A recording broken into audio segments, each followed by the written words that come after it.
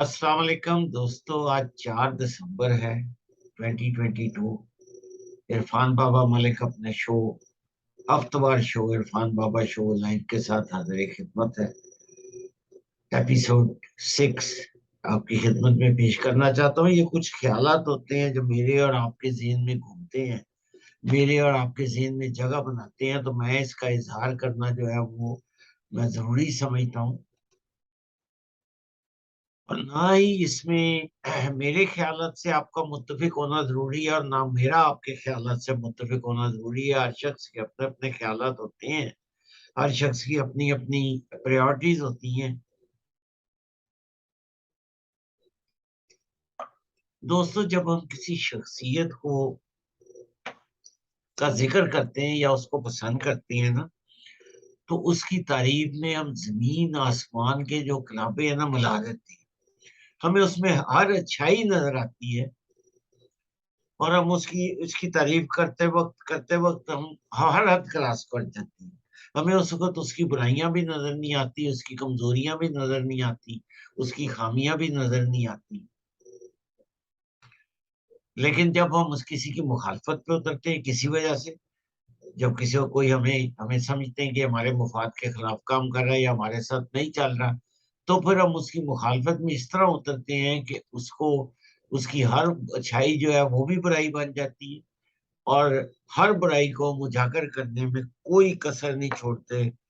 तंग नजरी की भेंट चढ़ा देते हैं, हमारी आंखों पे पट्टी बन जाती है। कुछ ऐसा ही मसला जो है आजकल आजकल इमरान खान साहब और जनरल बाजवा साहब के दरमियान चल रहा है। जनरल बाजवा साहब चूंकि रिटायर हो चुके हैं, तो इमरान खान साहब ने और उनके साथियों ने मसलन असद कैसर साहब ने पिछले दिनों स्टेटमेंट दी कि जनरल बाजवा को एक्सटेंशन देने का फैसला गलत था। और इमरान खान साहब ने भी अपने स्टेटमेंट में ये कहा कि इनको इनको जो है एक्सटेंशन नहीं दी जानी चाहिए थी, मुझसे बहुत बड़ी गलती होगी, मुझे गुमराह किया गया। अब बहुत सारी बातें इसमें आती हैं कि खान साहब आपको किसने गुमराह किया। आप तो बाइख्तियार हैं, आप सियासतदान हैं, मुल्क की सबसे बड़ी सियासी पार्टी के आप रहनुमा हैं, आप वजीर आजम हैं। उस वक्त तो आप जनरल बाजवा साहब की तारीफ में जमीनों आसमान इकट्ठे कर रहे थे। बाजवा साहब आपको सबसे अच्छे लगते थे। लेकिन जो ही फौज ने यह फैसला किया कि हम गैर सियासी रहेंगे, उस वक्त से आपको बाजवा साहब बुरा होने लगना शुरू हो गए। मेरा ख्याल है कि ये एक एक्सट्रीम जा रही है। मेरा कंसर्न सिर्फ इस हद तक है, इमरान खान साहब हो सकता है उनकी बहुत सारी बातें सही हों, हो सकता है उनकी बहुत सारी बातें गलत हों, लेकिन मेरा ये ख्याल है कि फौज के बारे में जब भी कोई वजीर आजम लेवल का बंदा या कोई आम बंदा भी, जब हम पाक फौज के बारे में बात करते हैं, तो हमें बड़ी एहतियात से काम लेना चाहिए। हमारे इर्द गिर्द दुश्मनों का एक हजूम है। पिछले दिनों काबुल में पाकिस्तानी सफारत खाने पे हमला हुआ, आज दाइश ने उसकी जिम्मेदारी कबूल कर ली। हमारे तो दुश्मन हमारे बॉर्डरों के अंदर आके बैठे हुए हैं।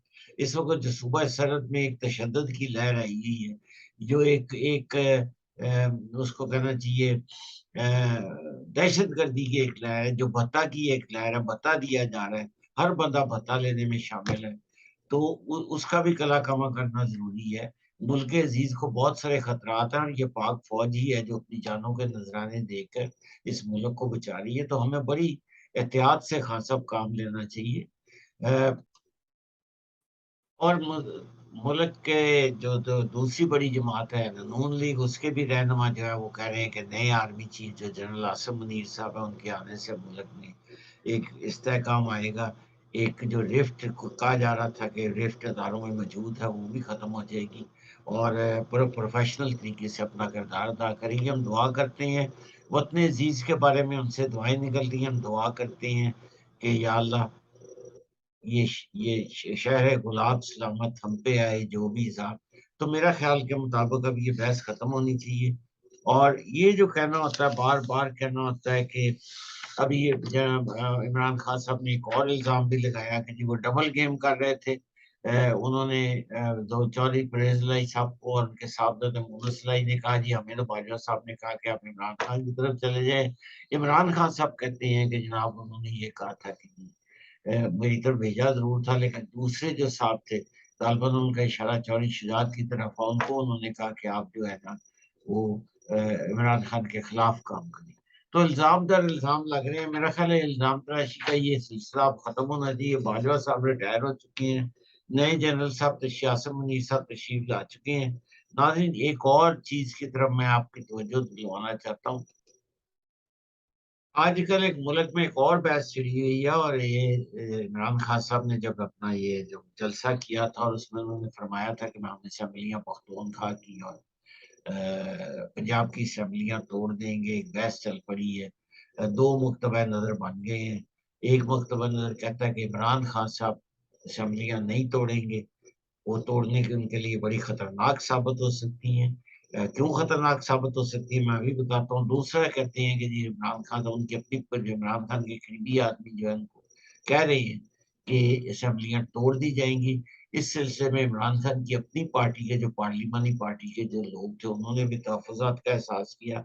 देखिए ये खतरनाक क्यों साबित हो सकता है, ये मेरा अपना ज़ाती नुक्ता नज़र है कि इमरान खान साहब क्यों असम्बलियाँ नहीं तोड़ेंगे, या असेंबलियां तोड़ने का रिस्क नहीं ले सकते, या अगर तोड़ेंगे तो क्यों, कितनी मजबूरी में तोड़ेंगे। देखिए इस वक्त पंजाब और सरहद के जो वसाइल इमरान खान साहब यूज कर रहे हैं, जो हेलीकॉप्टरों के दौरे हो रहे हैं, जो उनके घर को एक किला नमा, पंजाब हुकूमत ने पैसा खर्च करके उनके घर को एक किला नमा बना दिया। वहाँ बुलेट प्रूफ शीशे लगाए गए हैं, वहाँ दीवारें ऊंची की गई हैं, वहाँ सिक्योरिटी के बंदोबस्त किए हैं हुकूमत के खर्चे पे।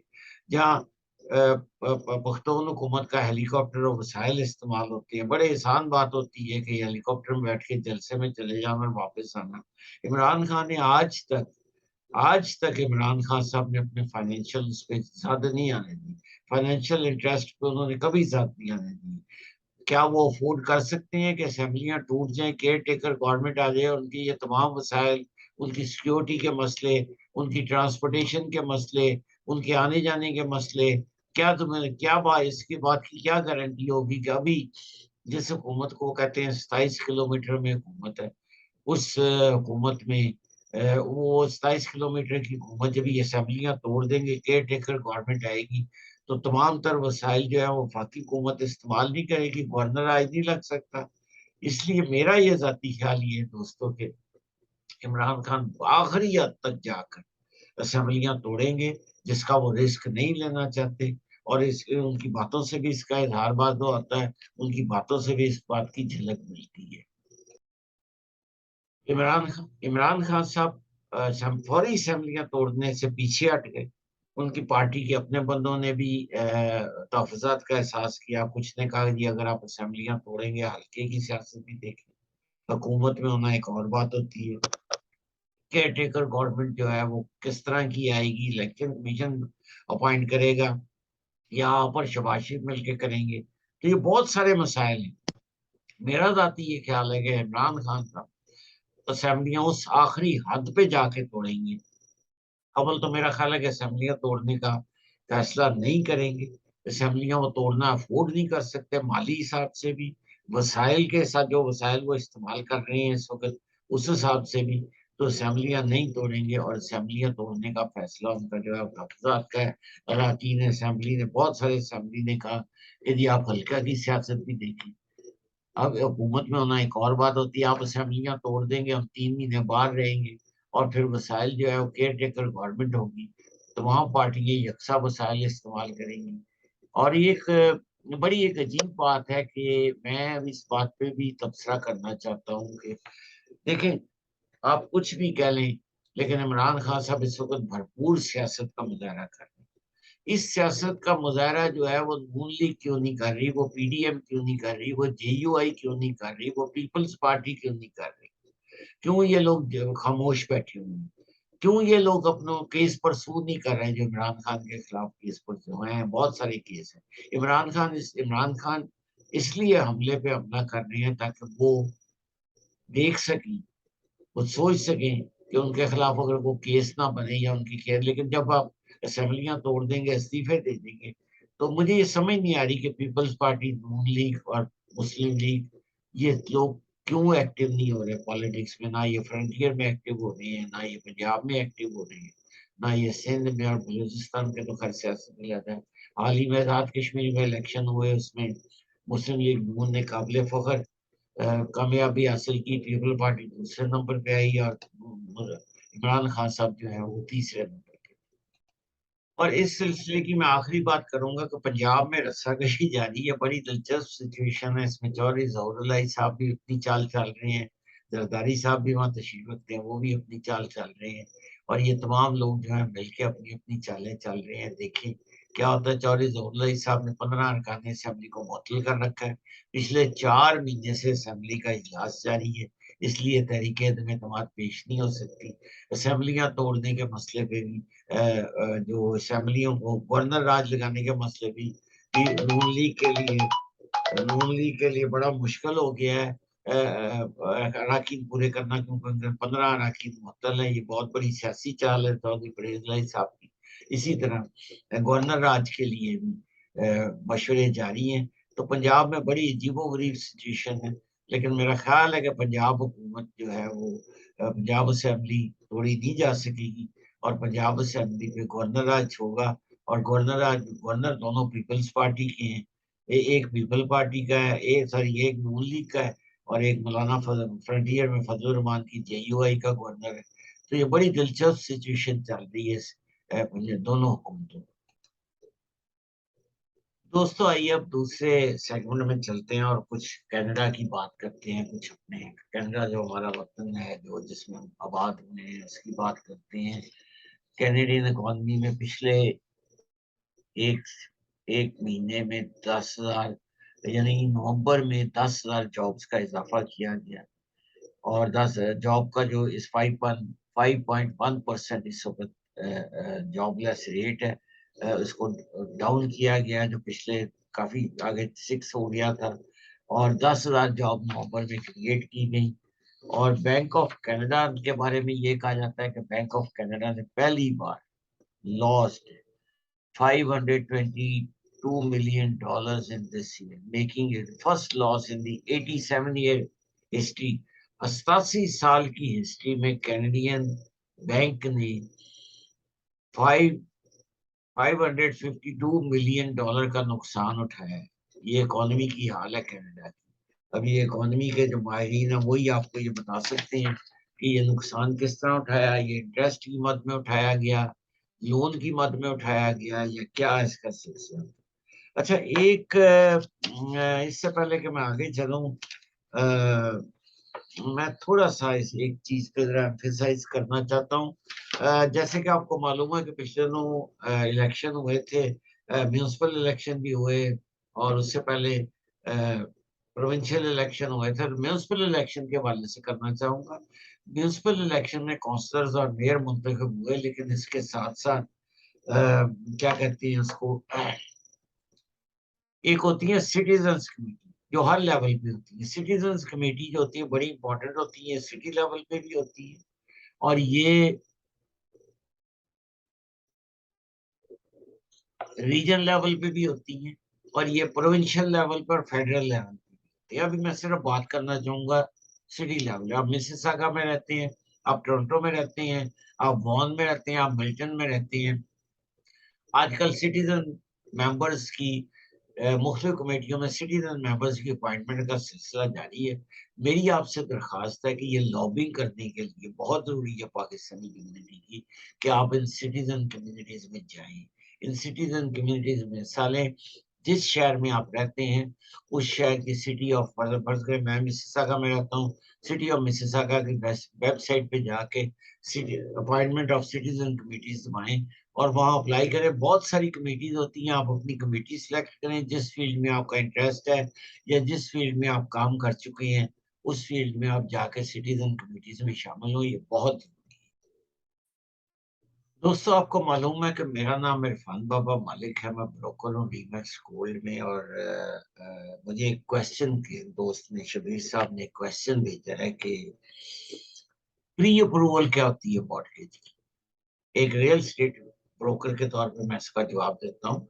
इसमें और मजीद अगर आप कुछ मालूमात लेना चाहें तो मैं आपको मॉर्गेज ब्रोकर से आपको मैं मुलाकात करवा दूंगा, जो मेरी टीम का हिस्सा है। मेरा नंबर है 4168906601। देखें, प्री अप्रूवल का मतलब मैं आपको बता देता हूँ, जिन्होंने सवाल किया काइंडली शबीर साहब बड़े गौर से सुने। बेनिफिट्स एंड लिमिटेशंस क्या है pre approval? Your maximum affordability is how much your lender is prepared to lend to you. Your mortgage broker will calculate your maximum affordability based on the information you provide in your pre-approval interview. ठीक है? ये bank आपको आपकी affordability देखते हुए एक amount आपको कहता है कि इस ये अमाउंट हम आपको लेंड कर सकते हैं घर लेने के लिए। उसमें क्या चीजें देखी जाती हैं? The size of your down payment, आप कितनी डाउन पेमेंट डाल रहे हैं, 10%, 20%, 5%, your credit score, your income और योर डेट, ये तमाम चीजें मद्देनजर रखते हुए बैंक ऑफ कनाडा जो है आपको कोई भी बैंक, सॉरी, ए लेंडर, बी लेंडर, सी लेंडर, अफोर्डेबिलिटी के तहत आपको रकम देता है। इस सिलसिले में मैंने जैसे कहा कि काइंडली आप मुझसे करें और मैं इस सिलसिले में आपकी बहुत सारी हेल्प कर सकता हूँ। मैं अपनी टीम को मिला सकता हूँ। मेरे पास इस वक्त दो या तीन तीन दो दो या तीन में तीसरा भी आ रहा है, इसलिए मैं यहाँ कह रहा हूँ, दो टाउन हाउस और सेल है। एक टाउन हाउस जो है वो उस गोल्फ अंटारियो में है, 3 बेडरूम 3 बाथरूम, 750 उसकी प्राइस है। दूसरा जो टाउन हाउस है, फ्री होल्ड टाउन हाउस है दोनों। दूसरा टाउन हाउस जो है वो स्टोनी क्रीक में है, 950 इसकी प्राइस है। ये प्राइस आजकल के दौर में बेचने के लिए लगाई गई है। तो ये सारी चीजें जो मैं करना चाह रहा। दूसरी बात ये मैं करना चाह रहा था कि अगर आप किसी भी माली मुश्किल का शिकार है या अपने अपने बच्चों को पढ़ाना है या तालीम हासिल करनी है तो मुझसे रब्ता करें। मैं और मेरी टीम मिलकर आपको मिलकर $3 लाख की पीटी लाइन ऑफ क्रेडिट दिलवा सकते हैं। और मैं अपने मॉर्गेज एजेंट्स को कहूंगा जो मेरी टीम में साथ में अटैच है कि वो आपकी रीफाइनेंसिंग का भी देखें। तो आप कनाडा में चुके रह रहे हैं, इसलिए कनाडा के कैरियर का होना बहुत जरूरी है। मेरी दुआ है कि कनाडा में रह के आप बिजनेस कम्युनिटी के तौर पे चलें। इस वक्त मैं एक ऑफर करना चाहता हूँ अपनी ख्वातीन को जो मेरा प्रोग्राम देखती हैं, बड़े शौक से मुझे सवाल भी आते हैं। Trend sassy laser and med spa, इन्होंने एक कॉलेज की बुनियाद रखी है जिसका नाम है आयरा कॉलेज। आयरा कॉलेज जो है, ये इनका दावा है कि आयरा कॉलेज जो है वो इज लाइक, आपको स्पा के बारे में, आपको हेयर स्टाइलिंग के बारे में डिप्लोमा वगैरह कराते हैं ताकि जो खातिन हमारी घरेलू खातिन बैठी हैं जो कुछ प्रैक्टिकल काम कर सकें। बहुत सारी जॉब्स भी अवेलेबल होती हैं। इनका नंबर है 6475322600। दोस्तों, ये था आज का एपिसोड। मैं आपका ज्यादा वक्त नहीं लूंगा, मैं ज्यादा टाइम नहीं लेता, लेकिन बहुत बहुत शुक्रिया। एपिसोड 6, 4 दिसंबर। एक छोटी सी बात चलते चलते मैं आपसे करना चाह रहा हूँ। जैसे कि आपको मालूम है कि हम कनाडा में रह रहे हैं और कनाडा में अ, तमाम कम्युनिटीज के जो सेंटर हैं, कम्युनिटी सेंटर है, पाकिस्तानी कम्युनिटी वाहिद कम्युनिटी है, एक पाकिस्तानी कम्युनिटी वाहिद कम्युनिटी है जो कि जिनके पास कम्युनिटी सेंटर नहीं है। इस सिलसिले में मैंने एक इनिशिएटिव लेना चाहता हूँ कि अगर मुखैर हजरात सारे मिलके, पाकिस्तानी कम्युनिटी में बड़े बड़े मुखैर हजरात हैं, अगर वो सारे मिलके थोड़ी थोड़ी जगह एक ट्रस्ट बनाए, एक पाकिस्तानी कम्युनिटी सेंटर के नाम से अदारा कायम किया जाए, वो कमर्शियल बुनियादों पे हो, जो अपना खर्चा खुद उठाए। उसमें मीटिंग हॉल हो सकते हैं, उसमें रेस्टोरेंट्स हो सकते हैं, बहुत सारी जगह खाली पड़ी है। इस पाकिस्तान सेंटर के बारे में अगर आपके पास कोई तजवीज़ है तो मुझे ज़रूर दीजिएगा। बहुत बहुत शुक्रिया। मेरा नाम इरफान बाबा मलिक है, विद इरफान बाबा शो। मैं बेसिकली कैनेडियन मीडिया से तल्लक रखता हूँ और मेरा नंबर है 4168906601। जरूर मुझे कॉल कीजिएगा। मेरा प्रोग्राम देखने का बहुत बहुत शुक्रिया। हाँ, मेरा चैनल भी सब्सक्राइब कीजिएगा बाबा नैरेटिव्स के नाम से, और इसको आगे शेयर भी कीजिएगा। बहुत शुक्रिया। Thank you very